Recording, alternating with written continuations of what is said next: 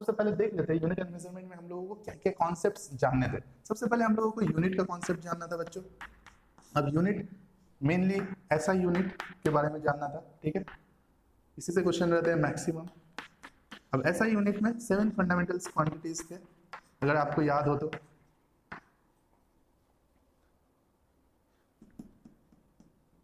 Okay, सबसे पहला fundamental quantity था मास, ठीक है। उसके बाद क्या था, लेंथ। उसके बाद था टाइम। उसके बाद था टेम्परेचर। उसके बाद था करंट इलेक्ट्रिसिटी।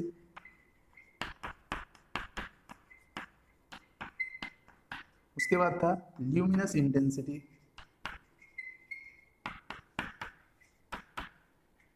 और लास्टली अमाउंट ऑफ सब्सटेंस।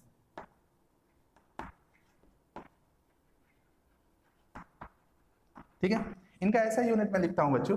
मास का ऐसा यूनिट होता है केजी, लेंथ का ऐसा यूनिट होता है मीटर, टाइम का ऐसा यूनिट है सेकेंड, टेम्परेचर का ऐसा यूनिट है केल्विन, करंट इलेक्ट्रिसिटी का ऐसा यूनिट है एम्पियर, ल्यूमिनस इंटेंसिटी का ऐसा यूनिट है कैंडेला, सीडी से डिनोट करते हैं small C small D.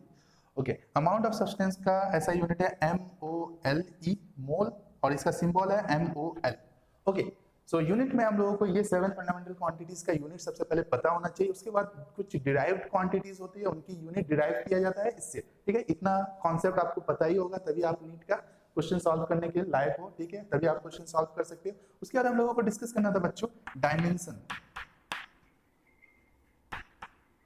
Okay, dimension में हम लोगों को ऑलरेडी जैसे यूनिट का ऐसा यूनिट पढ़ना था, और ये सातों क्वांटिटीज का यूनिट आपको पता होना चाहिए। उसी तरह से डायमेंशन में बच्चों आपको ये सातों फंडामेंटल क्वांटिटीज का डायमेंशन पता होना चाहिए, ठीक है। सो डायमेंशन को थर्ड ब्रैकेट से लिखा जाता है। सो मास का डायमेंशन होता है कैपिटल M, लेंथ का डायमेंशन होता है कैपिटल L, टाइम का डायमेंशन होता है कैपिटल T, टेम्परेचर का डायमेंशन होता है, हम लोग K से ही डिनोट करते हैं इसे, या कभी कभी हम लोग थीटा से डिनोट करते हैं, ठीक है। और करंट इलेक्ट्रिसिटी का डायमेंशन होता है ampere, capital A he use करते हैं, या कभी कभी हम लोग I यूज करते हैं, ठीक है। ल्यूमिनस इंटेंसिटी CD जैसा यूनिट है वैसे ही डायमेंशन है, एंड ये क्या है इसका MOL, मोल, ठीक है। थर्ड ब्रैकेट से लिखिए, ये सारा डायमेंशन है, ठीक है। नेक्स्ट हम लोगों को क्या डिस्कस करना था बच्चों, हम लोगों को नेक्स्ट डिस्कस करना था एरर। अब एरर में मैक्सिमम टाइप का जो सवाल आपको मिलेगा, मैक्सिमम टाइम आपको जो सवाल मिलेगा वो कॉम्बिनेशन ऑफ एरर से पूछा जाता है।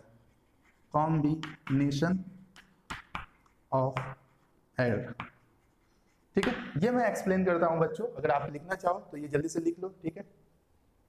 इरेज करूं, इरेज करूं, चाहो तो पॉज करके लिख लो अगर इतना नहीं पता तो। उसके बाद कॉम्बिनेशन ऑफ एरर्स को हम लोग शॉर्ट में डिस्कस करते हैं, क्या है उसका सवाल में आते हैं, बाकी का जो भी सीखना है हम लोग सवाल की मदद से सीखेंगे। Okay, combination of error. Combination of error में मैं एक जनरल फॉर्मूला दूंगा बच्चों, और उसी जनरल फॉर्मूला को हर जगह पे यूज करना है। मान लो कोई एक फिजिकल क्वांटिटी है x इक्वल टू दिया हुआ है AB डिवाइडेड बाई C, ठीक है। AB डिवाइडेड बाई C, और इसके ऊपर पावर है, A के ऊपर पावर क्या है P है, B के ऊपर पावर क्या है Q है, और C पे पावर कितना है R है, ठीक है। सो इसका एरर इक्वेशन आपको लिखना है बच्चों। एरर इक्वेशन ये आप लिख सकते हो परसेंटेज एरर के टर्म्स में, मतलब x की जगह आप लिखोगे डेल्टा x बाई x, ये रिलेटिव एरर है, इसको 100 से मल्टीप्लाई करोगे तो ये परसेंटेज एरर है, इक्वल टू हो जाएगा।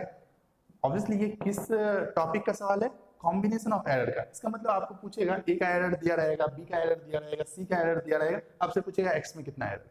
अगर इस तरह का क्वेश्चन आ रहा है तो आप कैसे करोगे बच्चों, यहाँ पे लिखोगे delta x by x into 100% equal to, जो भी पावर में है बच्चों, पावर क्या होता है मल्टीप्लाई हो जाता है एरर से, पावर क्या होता है एरर से मल्टीप्लाई हो जाता है, मतलब p सामने आ जाएगा इंटू A का एरर, एरर A का कितना होगा delta A by A into 100, ठीक है।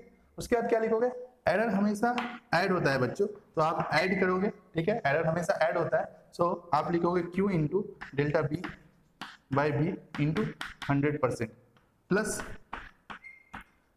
इसका पावर कितना है R into delta C by C into 100%, ठीक है। ये आपका जनरल फॉर्मूला है, ठीक है। ये क्या हुआ, ओके, ये आपका जनरल फॉर्मूला है बच्चों, ठीक है। अब कोई भी इक्वेशन हम लोगों को दिया रहा है, हम लोग एरर इक्वेशन लिखेंगे और उसके बाद पुट कर देंगे। जैसे कि एक एग्जांपल से मैं इसे समझाना चाहूंगा, लिखना चाहो तो इसे लिख लो जल्दी से पॉज करके। ओके, जैसे कि मैं एक इक्वेशन लिखता हूं E इक्वल टू mc², ठीक है। अब इसका एरर इक्वेशन कैसे लिखेंगे, delta E by E into 100%, ठीक है, इक्वल टू क्या हो जाएगा m के ऊपर पावर कितना है 1, तो पावर 1 से मल्टीप्लाई कर भी सकते हैं, वही बात आएगा 1 into delta m by m into 100% plus इसका पावर कितना है 2, सो 2 into delta c by c into 100%। Okay, मान लो m का एरर दिया रहा है 2% और c का एरर दिया रहा है 3%, तो e का एरर कितना होगा, कैसे निकालोगे बच्चों। सो e का एरर हो जाएगा बच्चों, ये फॉर्मूला पहले लिखना है, किसी भी इक्वेशन के लिए एरर इक्वेशन लिख लो और उसके बाद पुट कर दो।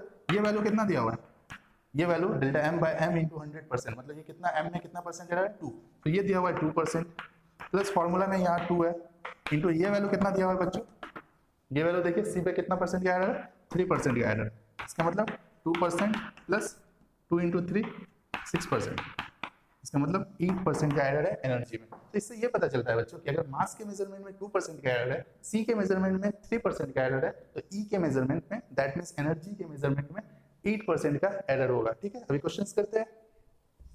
दो टॉपिक और मैं बता दूं, वो है मतलब नीट में जिससे सवाल आता है, application of dimension,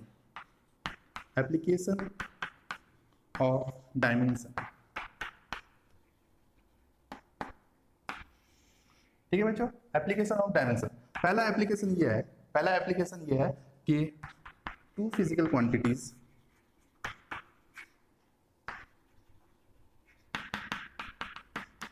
can be added only if they have same dimension। पहला एप्लीकेशन है डायमेंशन का, पहला एप्लीकेशन है two physical quantities can be added only if they have same dimension. मतलब कि अगर आपको ऐसा लिखा हुआ है z equal to x plus y, अगर ऐसा लिखा हुआ है तो z का डायमेंशन, x का डायमेंशन और y का डायमेंशन, सबका डायमेंशन क्या होगा, सेम डायमेंशन। और डायमेंशन को थर्ड ब्रैकेट से लिखते हैं ना, मतलब dimension of z equal to होगा dimension of x equal to होगा डायमेंशन ऑफ y। इसका यही मतलब है कि अगर दो फिजिकल क्वांटिटी एडिशन के फॉर्म में है तो इन दोनों का डायमेंशन सेम होगा और इन दोनों का डायमेंशन जो कि सेम है वो किसके बराबर है, जो रिजल्ट का डायमेंशन है। ठीक है, जैसे कि अगर मैं एक इक्वेशन लिख के आपको दिखा पाऊं, आपने ये इक्वेशन देखा होगा v equal to u plus a t, तो इसमें v का जो डायमेंशन होगा बच्चों वो u के डायमेंशन के बराबर होगा और u का जो डायमेंशन होगा वो ए टी के डायमेंशन के बराबर होगा। v का डायमेंशन क्या होता है L T minus 1, final velocity का डायमेंशन क्या होगा एल टी माइनस 1, u का डायमेंशन भी एल टी माइनस 1 ही होगा। यहाँ पे ए टी का डायमेंशन कैसे निकालेंगे, ए का डायमेंशन एल टी माइनस 2 होता है इंटू टी का dimension T, so L T minus 2 into T कितना हो जाएगा एल टी माइनस 1। देखिए तीनों का डायमेंशन एल टी माइनस 1 है, मतलब सेम है। और भी बहुत सारा एग्जाम्पल दे सकते हैं, जैसे कि s equal to u t plus half a t square. इस इक्वेशन में इसका और इसका डायमेंशन क्या है, सेम है। इसका डायमेंशन l आएगा, इसका भी डायमेंशन l आएगा और इसका भी डायमेंशन l आएगा। आप चाहो तो चेक कर सकते हैं। ठीक है, ये पहला एप्लीकेशन ऑफ डायमेंशन है। अब इस पे सवाल कैसे आएंगे बच्चों, जैसे कि अगर दिया हुआ है v equal to let's suppose a plus b t, ये अगर दिया हुआ है, पूछा कि a का डायमेंशन और b का डायमेंशन कितना है, तो कैसे करना है बच्चों। तो क्योंकि v equal to a plus b t है, इन तीनों का डायमेंशन सेम होगा, राइट। मतलब a का डायमेंशन v के डायमेंशन के बराबर होगा, मतलब a का डायमेंशन v के डायमेंशन के बराबर होगा, राइट। और v का डायमेंशन आप सभी को पता है एल टी माइनस 1 होता है, राइट। उसी तरह से bt का डायमेंशन a के बराबर भी होगा, b के बराबर भी होगा। इसका हम लोगों को नोन है तो हम लोग इससे इक्वेट कर दिया। b इंटू टी का जो डायमेंशन होगा वो किसके बराबर होगा बताइए, v के डायमेंशन के बराबर होगा। और v का डायमेंशन क्या होता है एल टी माइनस 1। ये इंप्लाई करेगा बच्चों, देखिए bt का डायमेंशन एल टी माइनस 1 के बराबर है, तो t यहाँ से डिवाइड कर दीजिए तो b का डायमेंशन आपको पता चल जाएगा L T minus one divided by T, मतलब एल टी माइनस टू। सो हम लोगों को पता चला ए का डायमेंशन है एल टी माइनस वन और बी का डायमेंशन है एल टी माइनस टू। ठीक है, ये इस तरह से हम लोग क्वेश्चन कर सकते हैं अगर ऐसा क्वेश्चन दे। ठीक है, तो ये पहला एप्लीकेशन है, इरेज कर दे। Okay,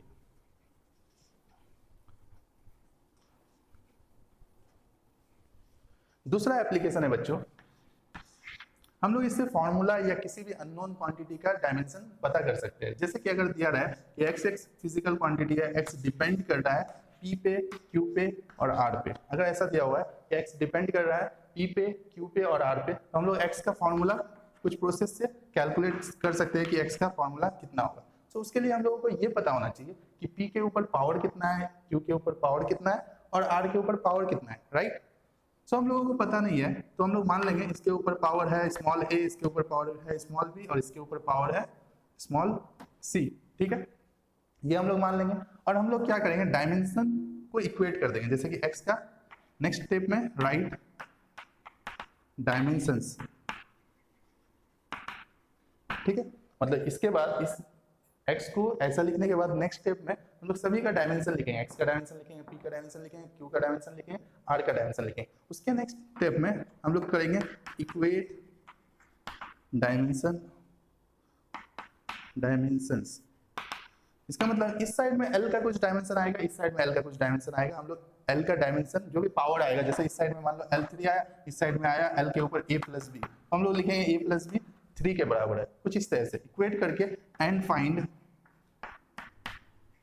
a, b, c। मतलब हम लोग डायमेंशन को इक्वेट कर करके a, b, c का वैल्यू फाइंड आउट करेंगे और फिर a, b, c का वैल्यू को यहाँ पे पुट कर देंगे, x का फॉर्मूला आ जाएगा। एक छोटा सा एग्जांपल से मैं इस बात को समझाना चाहूंगा, देखते हैं। जैसे कि मान लो एनर्जी डिपेंड कर रहा है बच्चों मास पे और वेलोसिटी ऑफ लाइट पे। मान लिया एनर्जी डिपेंड कर रहा है मास पे और वेलोसिटी ऑफ लाइट पे, लेकिन मास पे कैसे डिपेंड कर रहा है मुझे नहीं पता, तो हम लोग ए ले लिए। और वेलोसिटी ऑफ लाइट पे कैसे डिपेंड कर रहा है नहीं पता, तो हम लोग इसका वैल्यू बी ले लिए। ठीक है, नेक्स्ट स्टेप में क्या करेंगे, ध्यान से देखिए, ये स्टेप काफी इंपॉर्टेंट है। हम लोग एक प्रोपोर्शनैलिटी कांस्टेंट प्रोपोर्शनैलिटी का साइन हटा के इक्वल टू लिखेंगे, तो एक प्रोपोर्शनैलिटी कांस्टेंट आएगा के। हम लोग जानबूझ के ये के को डायमेंशन लेस लेंगे। ठीक है, मतलब के का कोई डायमेंशन नहीं है, तो k m a m to the power a c to the power b. अब जो कि मैंने कहा था बच्चों कि अब क्या लिखना है, सभी का डायमेंशंस लिखना है। सो ई का डायमेंशन लिखेंगे, ई का डायमेंशन होता है ml2t-2। एनर्जी का डायमेंशन क्या होता है ml2t-2। साइड में निकाल सकते हैं। एनर्जी इक्वल टू क्या होता है, वर्क डन होता है, work done equal to force into displacement होता है, फोर्स इक्वल टू क्या होता है, मास इनटू एक्सेलरेशन होता है, इनटू डिस्प्लेसमेंट हो गया। मास का डायमेंशन m, एक्सेलरेशन का डायमेंशन lt-2, s का डायमेंशन, डिस्प्लेसमेंट का डायमेंशन l।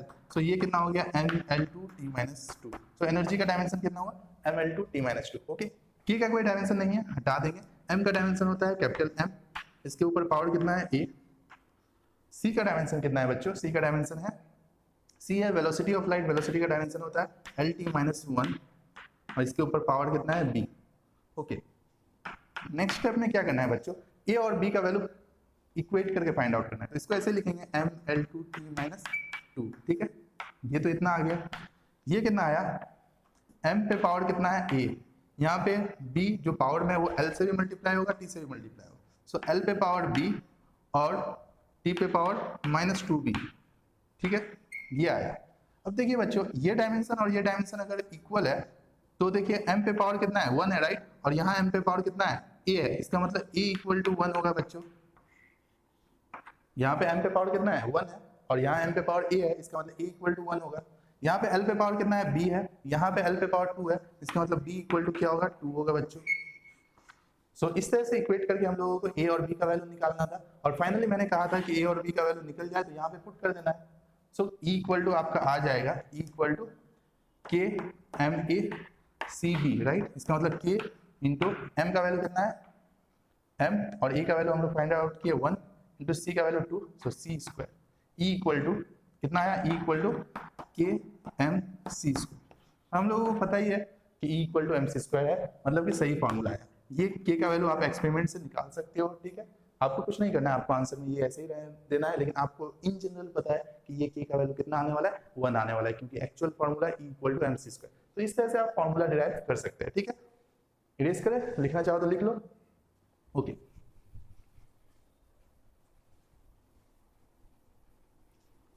सो बच्चों हम लोगों को क्या क्या चीज का नॉलेज चाहिए, ये unit 1 that means unit and measurement, unit and measurement, ये चैप्टर का सवाल को सॉल्व करने के लिए। ठीक है, नीट लेवल का हम लोगों को यूनिट का अच्छा खासा कॉन्सेप्ट होना चाहिए, जो भी यहाँ पे बताए बस उतना ही काफी है। ठीक है, बस थोड़ा बहुत जो आप सीख के आए हो उसी से हम लोगों को सही अप्रोच पे जाना है। सो यूनिट का कॉन्सेप्ट, डायमेंशन का कॉन्सेप्ट, एप्लीकेशन ऑफ डायमेंशन का कॉन्सेप्ट मैंने बताया, 2 एप्लीकेशन। ठीक है, एंड एरर का कॉन्सेप्ट होना चाहिए, एरर बहुत इंपॉर्टेंट है।